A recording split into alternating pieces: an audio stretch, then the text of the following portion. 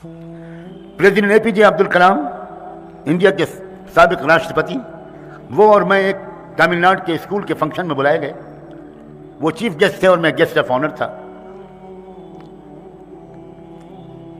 तो प्रेसिडेंट के पास मुझे बिठाया गया था। तो मैंने उनसे कहा कि honourable your excellency, very common that you use the word of day dreaming. राष्ट्रपति जी, आप बार बार दिन में ख्वाब देखने की बात कहते हैं। What do you mean by it? आप उसका क्या मतलब लेते हैं?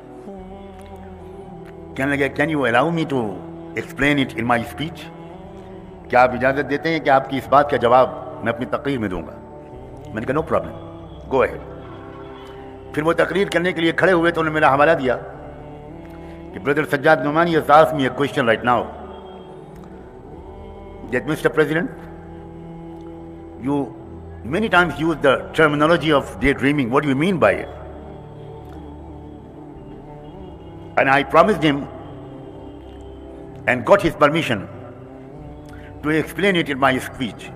ये उन्होंने शुरू में कहा कि सज्जाद नुमानी साहब ने मुझसे पूछा था और मैंने उसका जवाब ये दिया था कि मैं आपकी बात का जवाब अपनी तकरीर में दूंगा। फिर वो स्कूल के हजारों लड़के लड़कियां सामने बैठे थे और उन्होंने उनको खिताब करके कहा कि रात में देखे हुए ख्वाब उनसे इंसान नहीं बनता, जागते हुए जो ख्वाब आदमी देखता है उनसे बनता है। जागते हुए उन्होंने कहा कि देखा करो ख्वाब कि मैं मुल्क का लीडर बनूंगा, मैं कौम का रहबर बनूंगा, मैं इंसानियत का खिदमत गुजार बनूंगा, मैं लूटूंगा नहीं, सूखी रोटी खाऊंगा लेकिन भूखे लोगों के पेट भरूंगा, मैं लोगों के आंसू पोंछूंगा, मैं रिश्ते जिनके टूट गए उनके रिश्तों को जोड़ूंगा। बड़ी शानदार तकरीर की प्रेसिडेंट एपीजे अब्दुल कलाम ने। मुसलमानों, तुमको फ़ख्र होना चाहिए, मगर अफसोस फ़ख्र तो तब हो जब तुमको कुछ मालूम हो। तुम्हें तो तुम्हारे मुकर्रिरीन या ज़मीन से नीचे की बातें बताते हैं, आसमान से ऊपर की। प्रेसिडेंट एपीजे अब्दुल कलाम राष्ट्रपति भवन में जब आए थे तो एक सूटकेस लेकर आए थे और राष्ट्रपति भवन में 34 कमरे हैं, बहुत आलीशान कमरे हैं। प्रेसिडेंट एपीजे अब्दुल कलाम ने राष्ट्रपति भवन में कदम रखते ही ये कहा कि 2 कमरे खुले रहेंगे, बाकी सब लॉक कर दो। मैं किसी कमरे को यूज़ नहीं करूंगा, सिर्फ 2 कमरे, एक कमरे मेरे बैठने और सोने के लिए, एक कमरे लोगों से मुलाकात के लिए, नथिंग मोर देन दैट। और कैन यू बिलीव इट, मुसलमानों फख्र करो, प्रेसिडेंट एपीजे अब्दुल कलाम अपनी चाय की एक एक प्याली अपने लंच और डिनर और खाने के पैसे अदा करते थे। यह है मुसलमान सदर जमहूरिया। और एक आज के हमारे लीडर हैं, खरबों डॉलर रोजाना लूट रहे हैं। यह हैं देशभक्त, यह हैं राष्ट्रवादी, या प्रेसिडेंट एपीजे अब्दुल कलाम थे, या डॉक्टर जाकिर हुसैन थे, या सदर फखरुद्दीन अली अहमद थे। मुसलमानों, तुम अपने लीडरों की भी नाकदरे हो। तुम्हें सिर्फ तनकीद करना आता है, तुम्हें सिर्फ कीड़े निकालना आता है, तुम्हें लोगों की खूबियों को तलाश करना नहीं आता। ये तुम्हारी बीमारी है।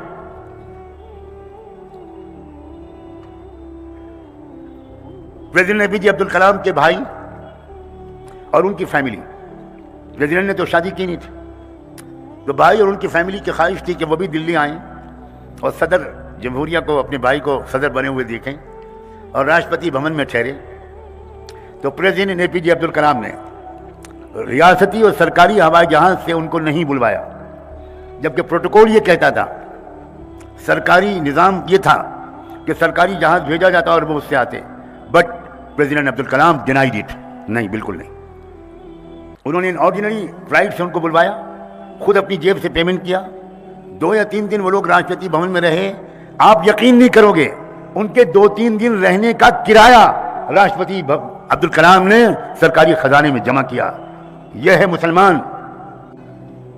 मगर शायद गैरत जिस चीज का नाम है वो तुम्हारे घर में मर चुकी।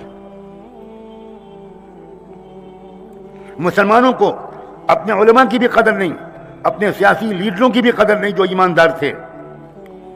Mister Yunus Salim railway minister रहे बहुत अरसे तक। मिस्टर यूनुस सलीम मेरे वालिद माजिद के बड़े आशिक और शहदाई थे।